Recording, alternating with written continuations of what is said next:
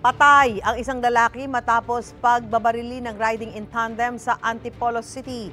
May unang balita si Bam Alegre. Sa kuha ng CCTV ng Barangay San Jose, Antipolo City, pasado alas 9 ng umaga nitong Martes, makikita ang mabilis na patakbo ng motorcycle riding in tandem na ito. Pagtakas pala ito ng dalawang suspect matapos umanong pagbabarilin ang isang lalaki.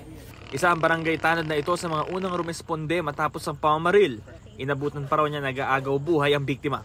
Humiling siyang ikubli ang kanyang pagkakalanlan para sa kanyang seguridad. Kinakalakalabit siya rito sa pisngi para wag siya matulog, na sabi namin wag matulog pero talaga wala na siyang response. Wala raw residente nakakita sa mismong pamamaril.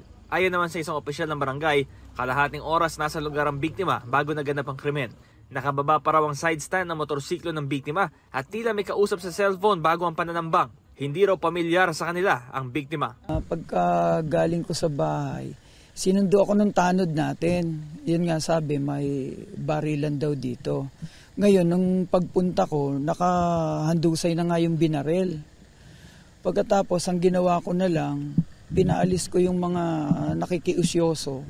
Blanco pa ang Antipolo City Police sa motibo ng pamamaslang at pagkakailanlan ng riding in tandem. Hindi muna sila nagpaunlak ng panayam.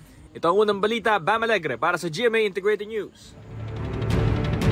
Mga kapuso, para una ka sa mga balita, mag-subscribe sa GMA Integrated News sa YouTube. Sa mga kapuso abroad, subaybayan niyo po kami sa GMA Pinoy TV at sa www.gmanews.tv.